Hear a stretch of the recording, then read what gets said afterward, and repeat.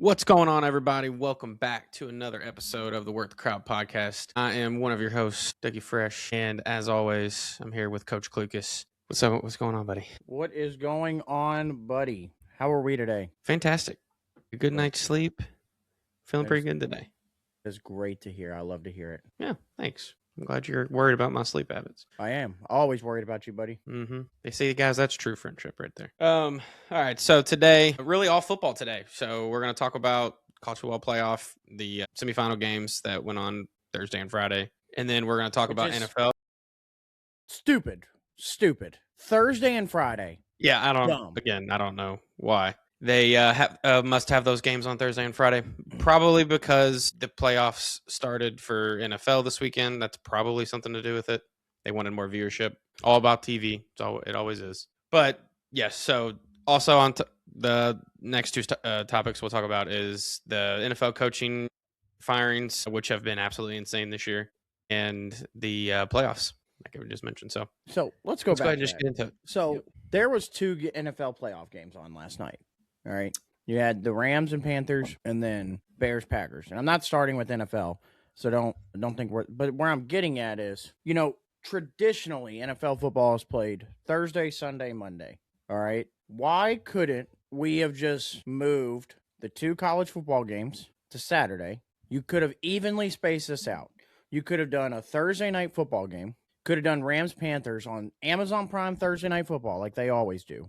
You would have still had your Thursday night football viewers there for the first playoff game. Then we don't do anything Friday.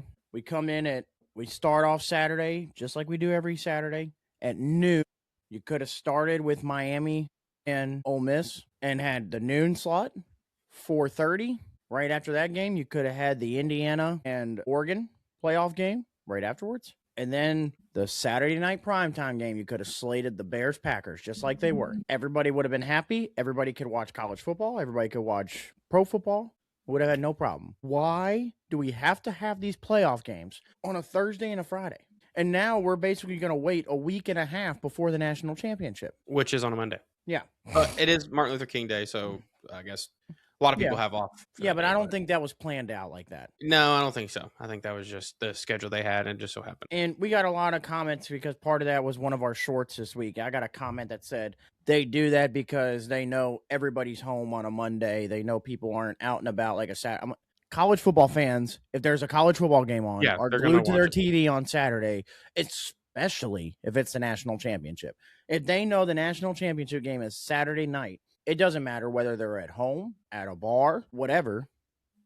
They're going to be glued to the TV watching. So that theory doesn't do anything for me. Sorry. The whole everybody's home. I don't care. Now, maybe it's the technical like viewers because it's not, 50 people watching at one bar and it's technically only one view, you would say. But I mean, come on, dog. Like I can't get behind that. But anyways, going back to these playoff games. Ole Miss Miami was spectacular. Yeah, great game. It was a great game all the way to the end. I don't think Carson Beck could have wrote a better story this year for himself in Miami.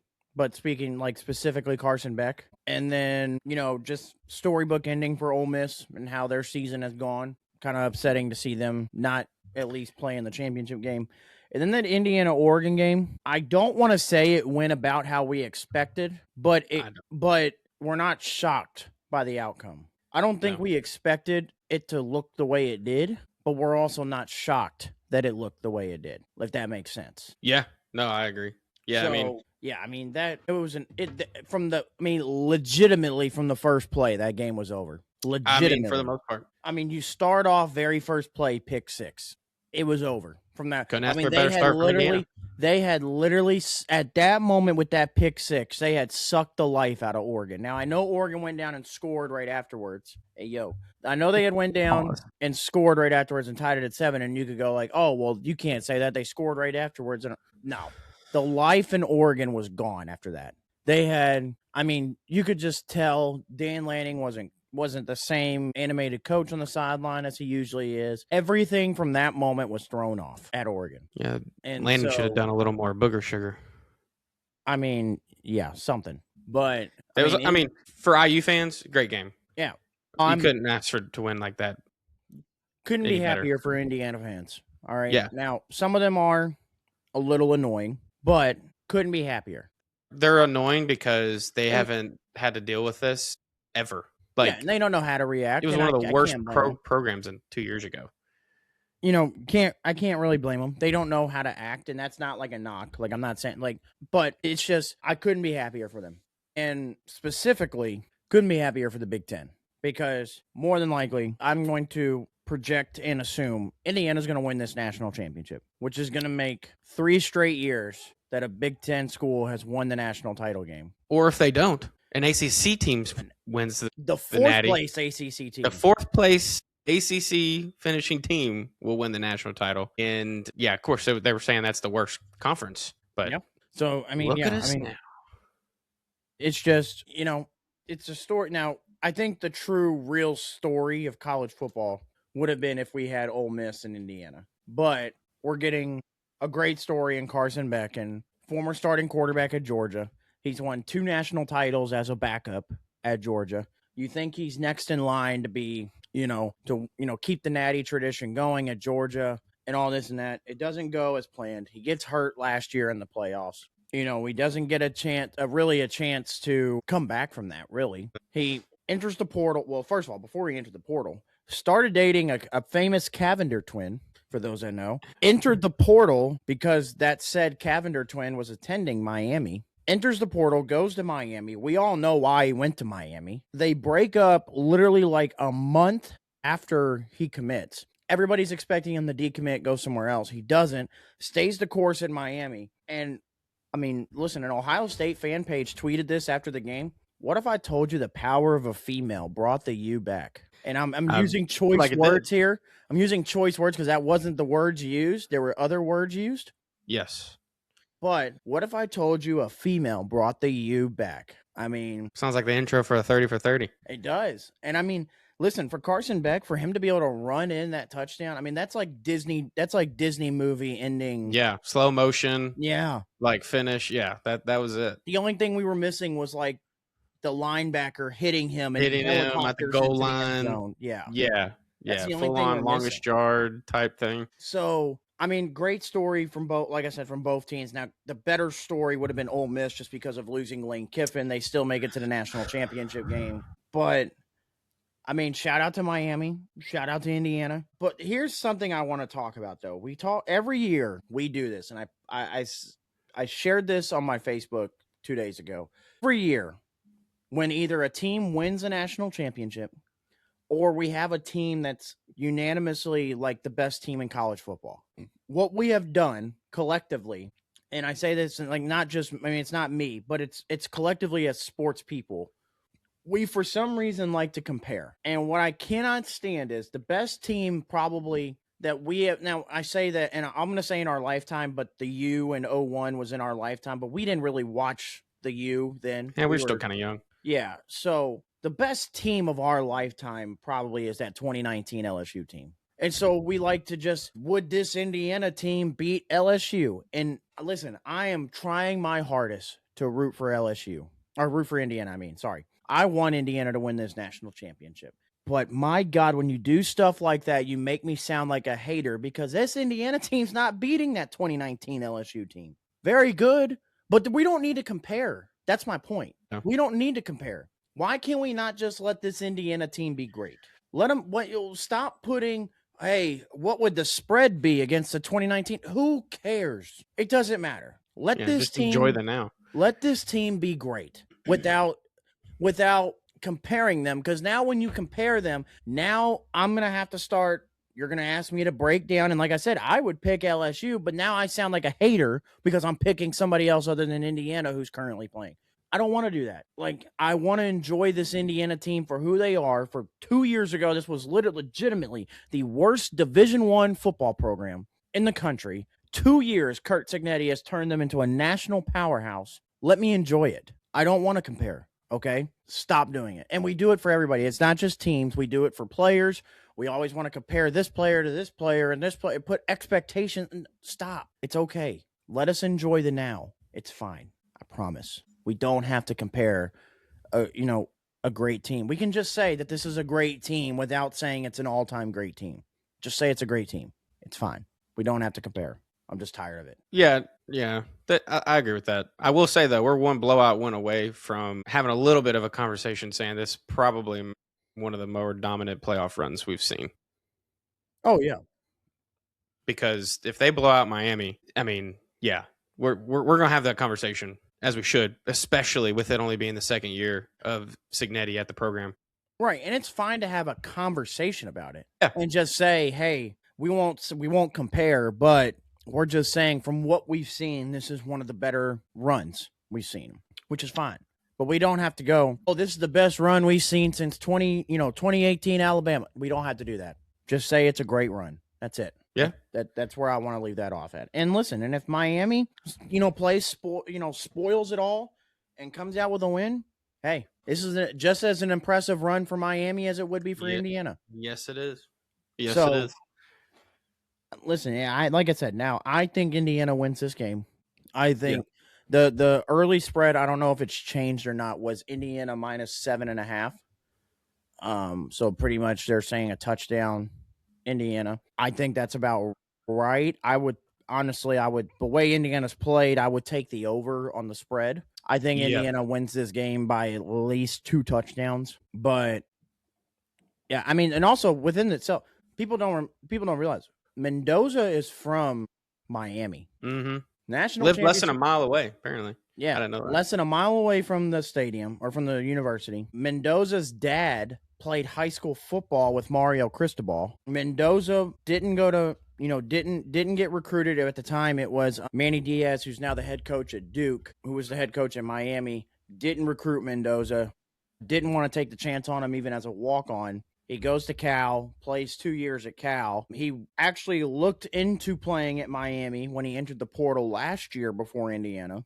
And I believe Carson Beck had committed to Miami before Mendoza had even committed. So kind of pushed Mendoza elsewhere. He went to Indiana. We all know what happened after that. But yeah, I mean, Miami. I mean, think about this. This is how wild this championship game is going to be. Miami is playing at home. Yeah, which is crazy. For one. So here's the wild part.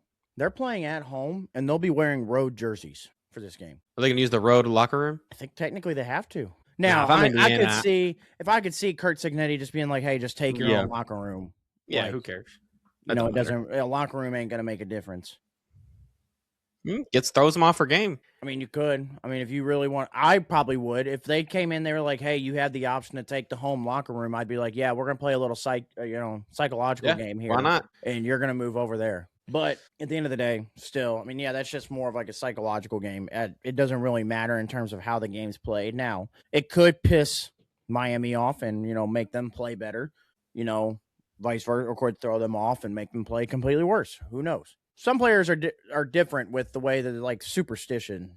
So something like that could throw, even somebody like Carson Beck off, which is all enough to, in the makings of a terrible L. But yeah, in Miami, at Miami's home field, Miami's going to be the road team. Mendoza, less than a mile away from the campus, coming home, playing a national championship game at home. Story writes itself. Yeah. I mean, I also, to add to that, you have 2 no-nonsense head coaches coming from the Saban tree. I know all of the semifinal teams were, but I think we're going to get a lot of good shots of the no-nonsense faces going on the sidelines for this championship game. That's a battle of 2 really good defenses going at each other. We're going to get a Cignetti smile if he wins. Well, he already said he broke character at the post-game press conference against Oregon. He said he was going to crack open a beer, which somebody I hope better got that dude a brewski because he definitely deserves it. But he broke character, and I definitely think if they win the Natty that he's going to full on break character, as he should. You can pull a Kobe all you want and say job not finished, but once you finish a job, you can enjoy it. It's okay. Yeah, for sure. Yeah. I'm gonna give a piece of advice too. I went to watch the little Indiana Oregon game with my uncle who's an IU fan, and we played a game where we take a shot every time Indiana scores. Turned out that was a bad idea because they scored 8 touchdowns. I would have taken the under in that game. I did not think it was going to be a blowout at all. I was like, sure, yeah, well, I'll take a few shots. Little did you know. Little did I know that first play of the game, pick 6, and then we were off to the races. Yeah. Good thing the game's 4 hours. Yeah. So don't play that game. I fully expect Indiana to win this game, but two really good defenses, though. I know they've played well, but Miami's shut up the haters every single game this year.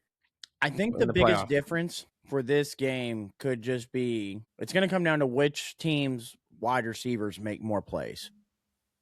Which I'm definitely taking IU's receivers in that realm. Plus Mendoza. Also, I think Carson Beck, as much as I've been a bigger fan of his this year, he's due for a game to Yeah, but we crack keep out. saying that. We keep saying that he's due. They've done a good job of hiding it. I'm keep saying that because they run the ball like crazy. Yeah. The problem is you're not going to be able to run the ball on this Indiana defense. It's not like that. Not almost 200 yards a game. It's not going to happen. But when I say playmate, like if all it's going to take is Malachi Toney to get loose. True, he's tough.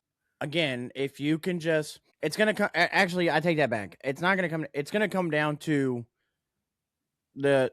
It's going to obviously the defensive side of the ball. It always comes down to the defensive side of the ball. But I'm talking about it's going to come down to who gets that one more fumble, one more interception. Yeah.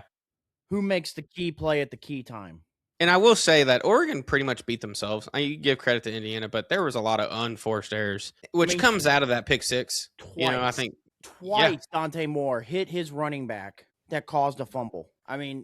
Whose fault is that? Is it the running back's fault? The quarterback's fault? The first one I said when they did the play action and they watched the replay I'm watching, I'm like, that running back's got to get out of the backfield. Like, I get it, it's a play action, you're trying to sell it, but you got to go. Like, you can't just sit in the pocket with your quarterback, especially when somebody like Dante Moore, is a quick passer. So like, you got to get out and go. Like, the rest of them, once it happens again, you kind of start looking and you're like, all right, what are we really doing here? Now, granted, Oregon was playing, with a lot of running backs that hadn't had a lot of playing time this year. Noah Whittington was injured. Jordan Davison is injured. Like, they were down to their third and fourth string running backs this game. Now, I'm not making that as an excuse, but a lot of guys say if you don't have a lot of playing time, you're not used to certain, you're not used to game speed, and all this and that. But at the same time, you're a high-level Division I player. You should know, I got to get out and go. And what's funny about that is that their second string entered the transfer portal and decided not to play in that in the semifinal game, which goes back to the schedule's all fucked up. That just there's no reason we should have players not playing, opting out in a playoff game because they went to another school. A semifinal game at that. Yeah, you almost feel bad for the player. Like, he had no choice. He's like, I want to go somewhere else.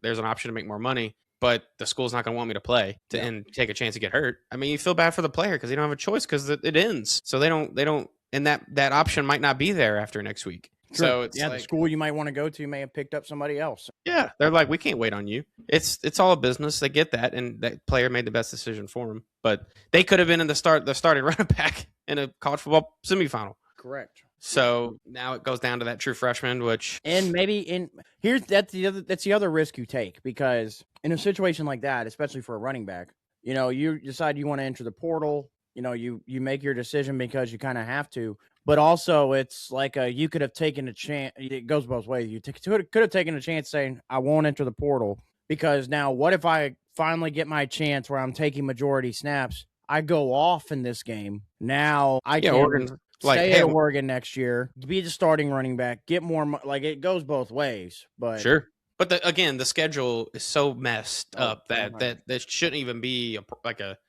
this shouldn't be a problem. Yeah, it just shouldn't. Which I'm going to wait until after the championship game to post, because I want people to realize this is what it should be after next year. So, and because we're almost done with this year. And here's the thing with the schedule that I created. Like, even if you kept the schedule as is now and you just push you'd have to push the portal window back. And I know they don't want to. They've had this big ordeal where they won't. I don't understand why. Even if you did, push the portal window back from when you can sign. But you tell players you can't enter the portal. Teams can't talk to your players. Now, granted, teams still talk to players regardless. They talk to players all year. Yeah, teams pretty much admit to tampering. Yeah, but if your team is still actively playing, either in one of the meaningless bowl games that you're playing in or in the playoffs, you cannot declare for the portal or talk to another. Like, if you get like Ohio State, they got eliminated, by Miami, essentially almost now 2 weeks ago. If when you're eliminated, your players want to start just jumping in the portal, that's fine, because you're done. You're not playing anymore. but you got to wait. But there's got to be, even if you don't go off the schedule that we created, there's got to be a different way that you do this. And I know they're just not going to. They've already done all this where we pushed the portal window back, and we've done. You haven't pushed it back far enough, clearly. But we're also talking about the NCAA here. So yeah, apparently no one in that organization has any common sense. So they're just all about profit, profit, profit. So all right, now we'll move on. So I'm assuming, also real quick, I'm assuming you're picking Indiana to win this game. Yes. Okay. All right. So moving on to the professional side of things, which is where the majority of our conversations today are going to come from. Been a lot more NFL here recently than just college football. We just got through the college football playoffs, essentially national championship game, not this Monday, but the next Monday. So yeah, on the NFL side of things, let's talk about these head coaching firings. So we've had now the Tennessee Titans and New York Giants fired their coach mid-season. So we've known about those two jobs. Now, after week 18, which has always been called Black Monday for head coaches, because after that's week 18, your last game, it's for pretty much a lot of GMs decide if we're going to let go of coaches or not. So we do have the Cardinals let go of Jonathan Gannon. The Falcons let go of Raheem Morris. The Raiders let go of Pete Carroll. The Browns let go of Kevin Stefanski. The Ravens let go of John Harbaugh. And then the Dolphins let go of Mike McDaniel after pretty much seemingly seemed like McDaniel was going to be able to keep his job. He did not, actually. So now that leaves what, who gets hired for these jobs, basically. And, Kevin Stefanski is a hot name right now. John Harbaugh is a hot name right now. So where do these guys end up? And, me, I kind of can't just not play around with this and pick where these people go. Try to predict where these people go. The only one I'm stuck on right now, because it was really a late ad, was the Dolphins. I'm not really sure where the Dolphins go because they don't have a GM. Well, they just hired their GM yesterday. But it's really hard to kind of tell what's the direction, because what do you when you're picking this direction, what do they do with Tua? What do they do with Tyreek Hill? What do they do with Jalen Waddle? Like, obviously, you're going to start this offense around Devon Achane now. What direction does this team go? I'm not really sure, because we watched Brian Flores come in and try to be a culture builder and had a losing record, then went 10-6, then went 9-8, and then got fired after 3 years. Mike McDaniel comes in, gives this team a whole brand new look. Offensive scheme. Tua looks the best we've ever seen. We're arguing that he's a top quarterback, and then all of a sudden he falls off a cliff. So I don't know where this Dolphins team goes. So I'm kind of a little stuck with that. But here's my other teams and where I think some of these guys go, putting one really surprising one for you, Doug. So first, I think the Tennessee Titans, I think you got to get a grown-up in the room. You tried the offensive coordinator with Brian Callahan. It didn't work. The memes between him and Will Levis will live infamously in my head. And then you draft Cam Ward, and Cam Ward looked like shit while you were still there, and then progressively got better after they let Brian Callahan go. I think you got to get a grown-up in the room and somebody that's been there can kind of help Cam Ward get through these. I think they hire Mike McCarthy and just kind of get that grown-up in right now. And maybe it's not necessarily a long-term plan, but this is more of like hey, we get through these 4 years, we kind of build something, and then we can maybe then go pick who's that next hot offensive coordinator and pass this off to him. I like that. The Cardinals. Now, I know you typically teams when you go through this process of firing coaches pretty much consistently, as some of these teams do, if you have a defensive minded coach, you tend to sway the opposite way and go, all right, let's go offensive minded. I don't think the Cardinals do that, because I think more of their talent is on the defensive side, and you got to take advantage of that. So I think they go after Jesse Minter, who's the Chargers defensive coordinator. So that was my pick for the Cardinals. I think you bring him in. You make a decision on what you're going to do with Kyler. You let Jesse make that decision. Or if he's going to hire a big offensive coordinator, let him make that decision. What you want to do with Kyler. Do you want to draft a new quarterback? Do you want to sign somebody else? Whatever. But I think you bring in Jesse Minter. I think for the Giants, I think they bring in Kevin Stefanski. I think Stefanski's really going to make his decision between Baltimore and the Giants. And I think nothing against Lamar, just knowing that you have a longer period of time with Jackson Dart than you would with Lamar, because who knows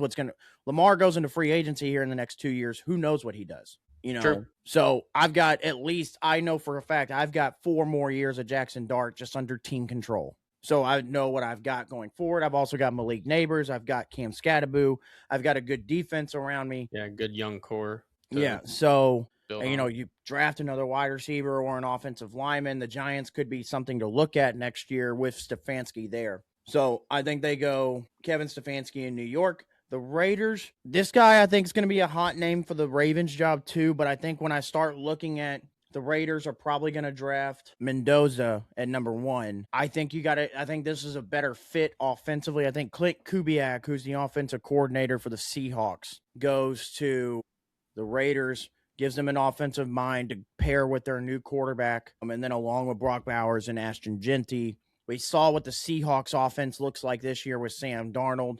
And, you got to get some wide receivers in Vegas, obviously. But maybe you can replicate the same with the same type of build and really kind of player that Mendoza is, with a new quarterback. And again, you pair your shiny new quarterback with an offensive-minded coach so you're not screwing him from the get-go. Yeah. Yeah, with Brady taking the helm of that, I fully expect Brady to get the Raiders back to a decent standpoint. I mean, the dude knows football through and through. So they got to let him take the reins now. Pete Carroll was never it. So let's trust the GOAT a little bit for the Raiders side of things. I mean, why not at this point? Yeah, I mean, you won how many games? 3, 4. So let's go ahead and figure it all out by letting Brady do this.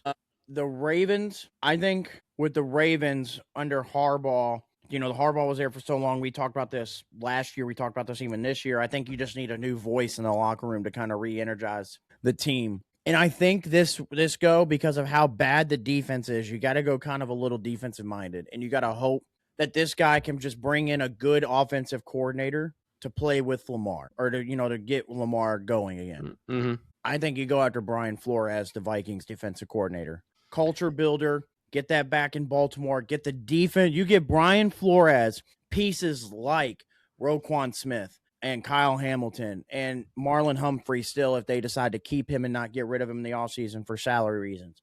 But you're giving him key pieces on the defense, and you let Brian Flores just cook with the defense and then get a good offensive coordinator to work with Lamar, and we get the offense going again. And I think Baltimore could be right back into the Super Bowl mix of things next year. Yeah, and I think that's what they're hoping for. Harbaugh has just been there for so long. I think it was just time. I get where they're coming from. I know a lot of people were surprised by it, but I wasn't at all. I know you weren't either, really. So, I mean, I like that pick too. I think that's a great idea. Lamar needs a new voice. I mean, they've went through a couple offensive coordinators through Lamar with the Harbaugh era, but something's not working. Yeah, it sounds like they just need a new voice in there. And like you said, you don't know if if that still doesn't work out. Lamar probably leaves anyway, and you're gonna be starting over because Derrick Henry's only got maybe 1 or 2 years left too. So. Yeah. All right. Now, here's my shocker. It's the Falcons' job. So they just hired Matt Ryan to be the president of their team. I think what happens here is this guy either gets fired in the coming days or he quits. I think Matt LaFleur is the next coach of the Atlanta Falcons. Yeah, because after that loss last night, good Lord. I think so Matt LaFleur's got 1 more year on his contract. So if you're Green Bay, you got to make the decision. You either extend him now or you let him coach his 1 year and he's done. And I don't think the Packers are going to want to do that. They're either going to make the decision, do you extend or fire him now? Yeah, let's get somebody else in here. So I think they do end up firing him. I think Matt LaFleur goes to Atlanta with either Malik Willis alongside of him to go to Atlanta with Bijan, with Drake London, with Kyle Pitts. He gets a fresh start in Atlanta. And I think John Harbaugh takes over as the Packers head coach. I like that. What about McDaniel? I think he's going to have to take a year and be an offensive coordinator somewhere. Well, I was thinking that would be a good fit for Baltimore. It would be. I think if you're Mike McDaniel, you gotta. Now, I think the obvious choice. Now, a couple of names I left off here, like Robert Saleh. At the end of the day, I get it. It was still the Jets. But I didn't see enough with the Jets to say he deserves a head coaching job right now. I know. Yeah, he's still a really good defensive coordinator, though. Correct. And he's done a phenomenal job with the injuries he's dealt with in San Francisco to still have San Francisco as a great defense. But I think we got to wait. There's just way too many key names out there right now. like Clint Kubiak, like I know is like a fresh new guy, but that's one of those you strike while the iron's hot. Like you gotta ride with it, especially if you're in a situation like the Raiders where you're gonna have a new quarterback. You want to just pair him on already with an offensive minded guy, and then So let's just say they let LaFleur coach out his last year. Is there a world where if Jesse Minter leaves, Harbaugh goes be the defensive coordinator for the Chargers with his brother? no, I don't think so. Harbaugh's going to get a head coaching job. No, I think he will. I'm saying if he wants, like, the Packers is probably on his list because for of sure. the He's a story Midwest program. guy. But if the job's not there yet, hey, let me go coach the defense real quick for the Chargers with my brother 1 year, and then when the Packers job opens, I'm gonna go ahead and take that. So- now it's cool. It would be a really cool story, but I don't know because like the way you were talking, you're thinking they're just gonna fire LaFleur, which is very possible. But if they just say, okay, he's been here for a long time, let him coach out his last year, and then we'll see. Yeah, I don't know. I think if Harbaugh, all right, let's play that game. If LaFleur does not get fired and he plays out his last year in Green Bay and this Green Bay job doesn't come open, the most likely scenario I probably see Harbaugh is probably New York, which then pushes. That's originally where I thought he was going. Yeah, and then pushes Stefanski. I think that would push Stefanski to take the Baltimore job, which then would move Flores to either Atlanta or obviously not Miami because he already came from there, but like Atlanta or maybe the Raiders go with him. But yeah, and then the last one I completely forgot this one, the Browns. So what do the Browns do? Because do you go offensive mind and say, hey, we're going to get somebody in here to work with Shador and actually try to give this a go for at least a year? Or do we just hire who we think the best coach is? I think the Browns go defense because they're going to take advantage of the defense and how good it really is. I think they're either going to promote Jim Schwartz from defensive coordinator to head coach, which could be very bad news for Shador Sanders, or they're going to hire Vance Joseph, the Broncos defensive coordinator, to go be the head coach. Or maybe this is a spot where like Mike McDaniel could come in if you want to go offense again and just say, hey, we're going to bring Mike McDaniel in. We saw what he did with Tua. We're going to try to recreate the same thing with Shador and just try to get that. We already know what the defense is and can be. We think the defense is fine. We're going to put sole focus on this offense. So that could be a move as well. But I think they end up just going Schwartz or Vance Joseph. But I will say, in a world where this happens, imagine how funny it is if Stefanski goes to Baltimore and Harbaugh takes the Cleveland job. And we essentially just Harbaugh swap coaches. Yeah, I don't know if he fits that Browns mold for me. I don't know. I mean, it's a Midwest really good team, defense. Yeah. Midwestern team. It fits his Midwestern, like where he wants to be, which is why Green Bay, I think, is perfect for him. I really like the Green Bay fit. That makes a lot of sense.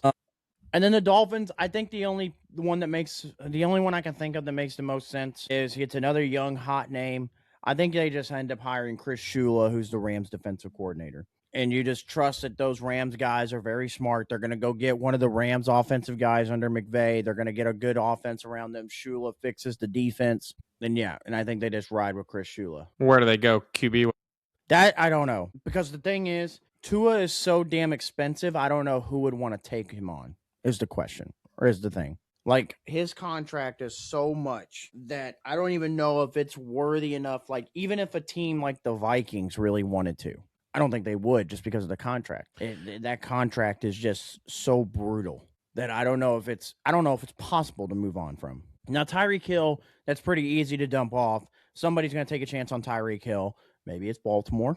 You gave one last ride with Derrick Henry. Try to do one last ride with Derrick Henry and Lamar, even though you were probably 3-4 years too late. Maybe you try the same thing. Maybe you can get at least one really good year out of Tyreek Hill still and see what that offense can look like. But yeah, I think these are the head coaching moves. This is what I would do if I was each team for the most part. Now, the Browns, I'm still kind of stuck on. I don't know if you just hire your defensive coordinator or if you just say screw it and bring in Mike McDaniel. Browns are cursed. They're just cursed either way. But yeah.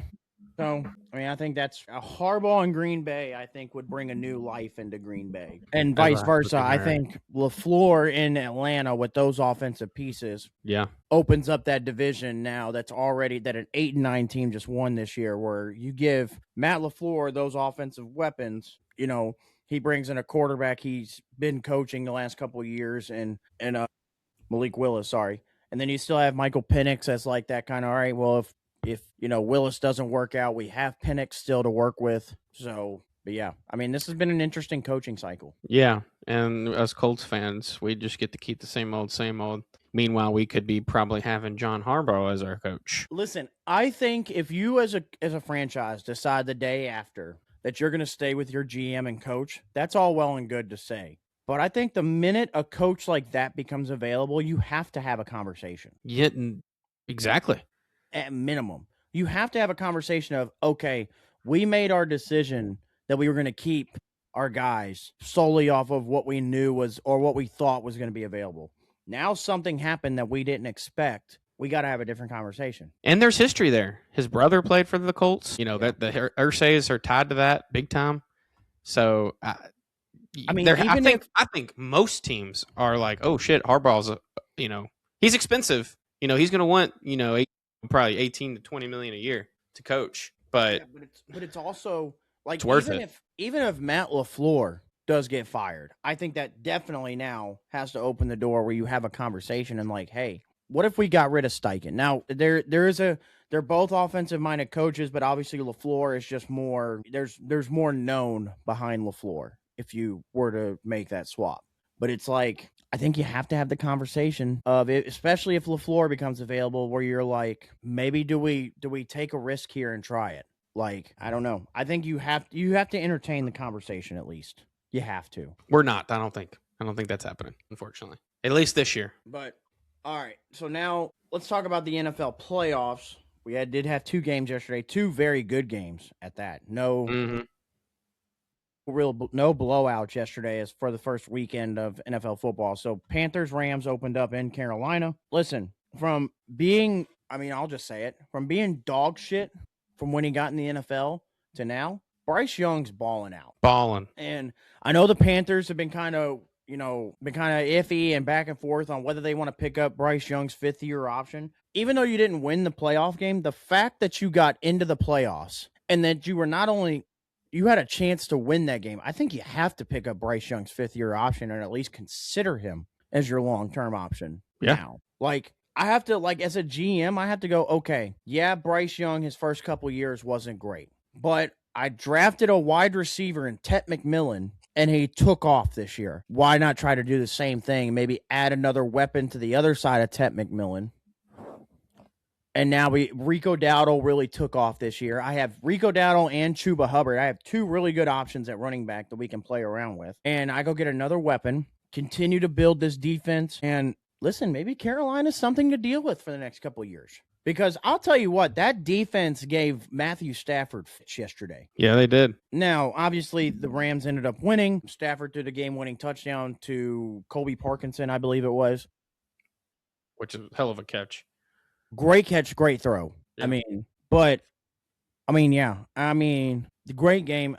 Bryce Young, listen, all hats off to you, but yeah, because you were literally he did everything he could for Carolina to win that game. Yeah, he did. I was just looking at his stats. He was 21 of 40, 264, 1 touchdown, 1 pick, took 2 sacks. It's not like an outstanding stat line, but he did exactly what he needed to win the game. You were talking about Tet McMillan, but Jalen Coker, he had 12 targets, 9 catches, 134 yards and a touchdown. So, he had a hell of a game too. They did everything they could. They needed one more stand against Stafford, and Stafford just did what Stafford does. So, unfortunately, he was in their way. Yeah, and but again, you go get another receiver option because Jalen Coker's very good in the slot. So if you're able to go get another wide receiver, and I'm not saying you're going to get him because you're not going to be drafting high enough, but like a Carnell Tate, a Jordan Tyson from Arizona State, you're able to get somebody like that and pair them with Tet and then Coker. You've got something going now in Carolina. And I'm not saying Bryce Young is an all-world top 10 franchise quarterback, but I'm just saying he's better than average at that point where he's enough to pay him and keep him going forward. Yeah. Yeah, I would say so. And then we had the Bears and Packers, one, if not the oldest rivalry we have in the NFL. And what looked like at the beginning was going to be a blowout. Yeah, it looked in bad Green for the Bay. Bears. 21-3, what they started off. Green Bay. Jordan Love couldn't have looked any better than he ever had in his career. And you even texted me at one point last night and was like, and said, I said Bears suck. Bears suck. Yeah, I said, sure did. The Bears have been coming from behind all year. They've been the cardiac Bears. All right, coming from behind, and right on cue in the second half. Yeah, here comes the Bears. Packers scored one touchdown in the second half. The missed extra point came back to haunt them, and Caleb Williams, like him or hate him, led another game-winning drive in Chicago and won the game. I want to say his 2 picks he threw were horrendous. They're awful. They were horrible. I've never seen a quarterback. It's been a long time since I've seen a quarterback throw picks like that. That was horrible. I mean, right to the defense, not even close. And he throws fits and shit, which I don't like. But yeah, I mean, say what you want. He did come back and win the game. And listen, at the end of the day, you can say what you want about Caleb. He's there when you need him. Yeah. Now, last night he finished 24-48, which is good for 50% completion percentage. He won 2 touchdowns, 2 picks. And he did only take 1 sack on the day. But again, I mean, you can say what you want. Regardless, you could talk about his completion percentage all you want, and the dude wins. Yeah, I'm gonna say it don't matter if you win games. Nobody cares about that. So now I'm gonna show you something, Doug. And I was gonna do this as player A and player B. But, obviously, we kind of already know who we're talking about with this one. So obviously, this first column is Caleb Williams. And these are all second years, okay? So, Caleb Williams this year, second year, 58% completion percentage for 3,942 yards, 27 passing touchdowns, 7 interceptions. Okay. 90.1 passer rating, a 58.3 QBR. And then on the year, 77 carries, 388 yards, 3 rushing touchdowns, 9 fumbles. He's 16-18 career record. And then he's 11-6 this year with a division title, and he's in the playoff. Now, mystery player over here, second year. These are all second-year stats. 58% completion percentage, 3,089 yards passing, 20 passing touchdowns, 9 interceptions, an 85.3 passer rating, a 49.4 QBR with 109 carries, 510 yards, 9 rushing touchdowns, 14 fumbles. They were 15-12 in his first 2 years. 10-6 in year 2. They were second in the division, and they made the playoffs.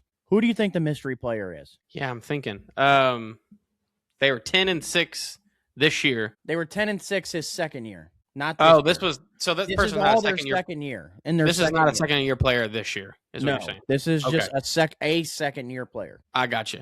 Okay, this is all right. Give me one hint. Are they still with the same team? Okay. Second year. This could have been any second year, right? Anytime. I'm gonna go Baker Mayfield. Oh wow. Okay. I knew it was somebody good. I know that's what you're leaning towards. I wasn't sure who. Yeah. Okay. So this Josh is Allen. What I like. I guess the rushing yards I should have guessed on that. I didn't pick, and I was designated as a Caleb hater because I had him as the 3rd best quarterback in his draft class behind Drake May and Jaden Daniels. And through the first 2 years, you can argue Jaden Daniels now. Rightfully so, I was correct on that. But I still really like Caleb. I thought Caleb is in a stacked quarterback class like that one was. It's okay to have somebody's got to be number 3. That doesn't mean you think they suck. Yeah. It's just a really good class. Caleb, I've always thought, is very talented. My issue has been everybody that goes, he's very Mahomey. He's not Mahomey. He's more Josh Allen than he is Patrick Mahomes. Yeah. Now, he can do certain things with his arm that Patrick Mahomes can, but when I'm looking at the totality of his game, he's not as big as Josh Allen is, obviously, but he's more Josh Allen than he is Mahomes. And I get, we have all these people that are like, oh, Caleb sucks. His 58% completion percentage. What is that? Josh Allen was exactly where Caleb is in year 2, essentially. Stride for stride, just minus he's running more. Okay? They're at the same spot. He didn't just pull the plug on Josh Allen right away. So let's chill on Caleb. All right? This kid has shown you time after time from just coming back all the time He's got the stuff. And this is also his first year with Ben Johnson. You don't think year 2 with Ben Johnson isn't going to look, dare I say, borderline MVP level? Maybe. I mean, so second year with Ben Johnson, he's going to have playoff experience under his belt, whether they win this next round or not. He's got a playoff win under his belt against a good Green Bay team. I think it's just chill, because I think we have not seen the best of Caleb Williams yet, and we've already seen very good Caleb Williams. Yeah, I mean, you can see the glimpses. That one throw he had on whatever it was, 4th and 8 or whatever, that was an insane throw. On the run, squared his hips up and his shoulders and launched that thing. I mean, it's insane to even think about that kind of throw. But then, the bads are kind of bad right now. But that, again, I think comes with, like you were saying, he's only a second-year player, and he's got a new head coach. So I 1,000% agree with you on this. Caleb Williams has a chance to be really special in the NFL. So Caleb Williams, talent-wise, has top 5 potential. Absolutely. He's in a good situation right now with Ben Johnson as the head coach. So it could be a match made in heaven. We could be witnessing the next Josh Allen type, maybe. And going back to what you're talking about, like the moments you've seen,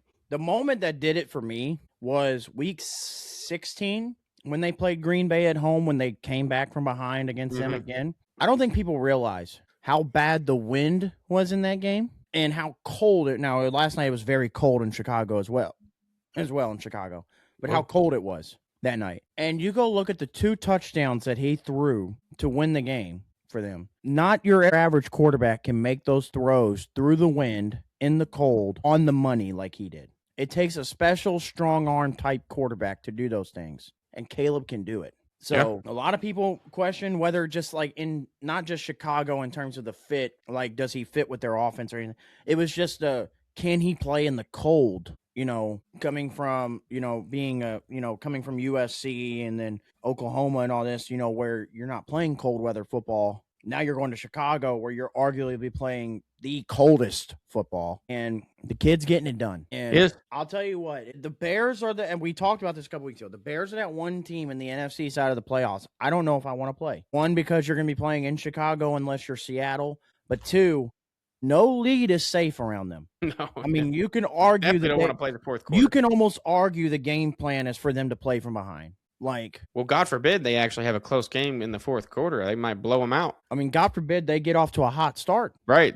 They might blow the team out by 30. So, yeah. I mean, this Bears team's scary. Whoever they end up playing in the next round, which I believe it's set up, if the Niners beat the Eagles today, the Niners will play the Seahawks, the Rams will play the Bears. If the Eagles win today, the Eagles will play the Bears and the Rams will play the Seahawks. Either one, listen, as really good as I think the Eagles are, as really good as I think the Rams are, as really good as I think Seattle is. I'm not saying that it's a win for Chicago, but I don't know if I want to play that team, especially coming off wins like these where they've done it against Green Bay, had a really good game against San Francisco in week 17. They're kind of hot. So, but then we have today's games. We start off here in about 30 minutes. As it is 12:30 on Sunday right now, currently, as we are recording this. You got Buffalo and Jacksonville about to play. And just like we've talked about, I'm so torn between this game where Jacksonville's just really good. But it's Josh Allen at the end of the day. This has to be Josh Allen's year, right? But here's the thing with the Jaguars. This team is there's going to be no in between. This team is either going to get blown out today or they're going to the Super Bowl. There's no in between. And this is what I'm going to say this. Whoever wins this game today, I will almost say confidently, because if Josh Allen and them are able to pull it out against a very good Jaguars team, I think this.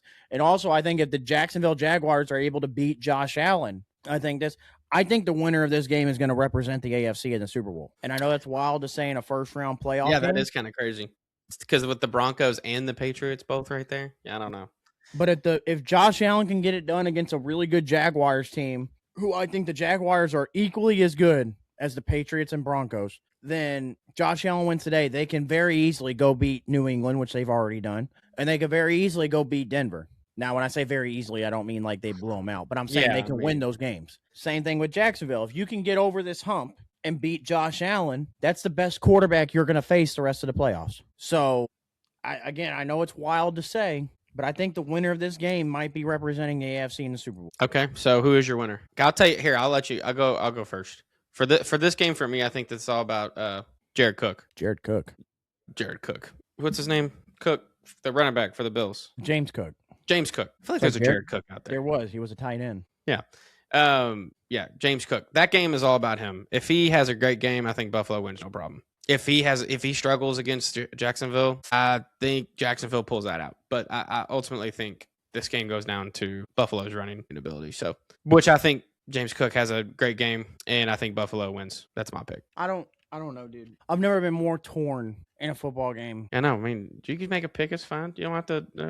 Don't cry. My gut. I'm just gonna roll with my gut. My gut says Jacksonville. Oh my God.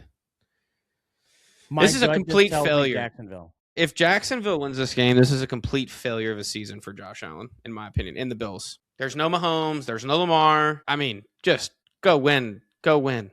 You got Josh Allen. Just go win it. He's going to do his thing. That's why I think it all comes down to the running game, because that allows Josh Allen to be who he wants to be. Yeah, but the problem is with these games, if this game is close, we've seen it time and time again. If this game is close, Josh Allen tries to do way too much and be Superman. And the problem with that is either it becomes really good and we see an all-time performance from Josh Allen, or it goes really bad because he tries to do too much, turns it over, and it ends up being the death of Josh Allen. And you're right.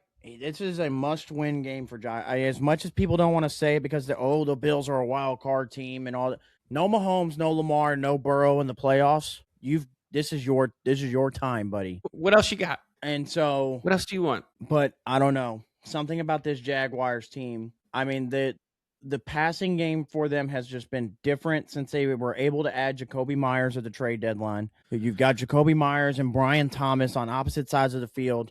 You've got Parker Washington running wild over the middle, who's been surprisingly very good for Jacksonville. And then you take in the fact that they have Travis Etienne, who had a great year this year. Who could be the death of Buffalo, because Buffalo, for the life of them, cannot stop a running back. Their life depended on it. And that's the only thing that's going to hurt Buffalo is their defense. With Etienne being a threat out of the backfield and then as a runner. And then Trevor's been running as well. Liam Cohen has just told Trevor, I want you to run. I don't know. I think the prince that was promised and Trevor Lawrence finally gets it done. Okay. I mean, right now the spread, Jacksonville 1.5. That's probably about right. It's just it could be a field goal game, really, probably. Yeah, I mean, I think it's gonna be a great game. I can't wait to watch. So, yeah. All right, well, let's move on to the 4:30 game, which is San Francisco and Philly. I think the Eagles win this game. I think the Eagles win this game. No problem. Handedly. I think they win by 10. I know my faith might be misplaced, but I'm a big fan of Philly in the playoffs. In the playoffs, I got a lot of faith in them. They're gonna pull together. So we don't even need to touch on that, really. We both think Philly's going to win. 8:15, we have the Chargers and the Patriots. Right now, the spread is New England 3.5. I think the Patriots win this game. I think the Patriots actually win this game, no problem. What is the forecast for Foxborough? You. It's 43 degrees and rainy, according to CBS. Same thing for by game time, it's going to be mid-30s and getting colder. So there you go. Could you not maybe getting some snow? Yeah, I think the Patriots win this game. Yeah. It's same. I think it's gonna be the same deal with in Philadelphia. So the right now it's 46 and rainy, but I'm gonna say that with it being at 4:30, temperature's gonna start to drop probably second half. And let's just take a look. And then tomorrow you've got Pittsburgh and Houston as the Monday Night Football game, which I would have Houston in this. Dude, I know this. I feel like this is another torn one for you. That defense for the Texans is gonna put a rubber top for me. And they've won how many games straight? Correct. 9.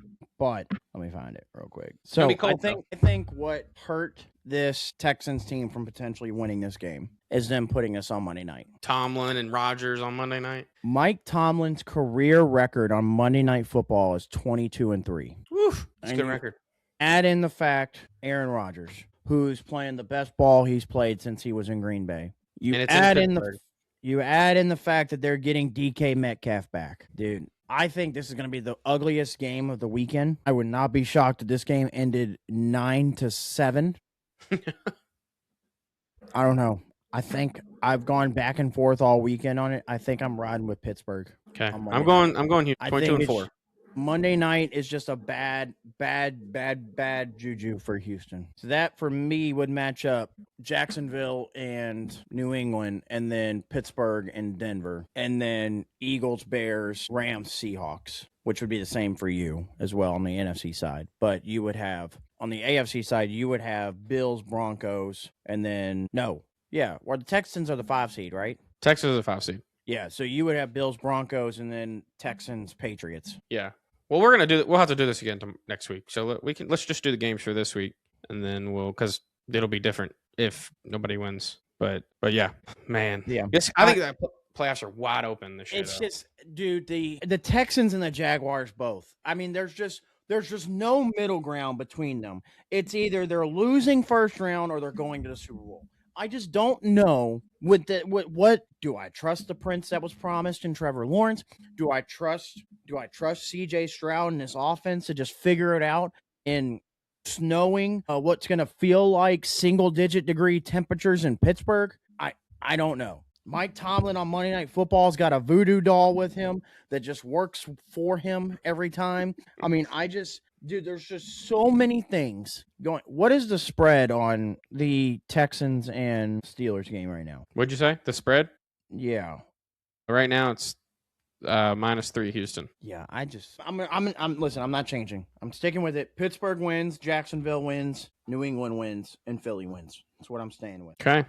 Well, there you have it. I'm rocking with what my gut says. My gut says all those. You're really torn with these though. It's hilarious. Yeah, dude, I'm telling hilarious. you, it's just the Texans and the maybe it's just the AFC South in me. I don't know. They're either gonna lose in heartbreaking fashion, or they're going to the Super Bowl.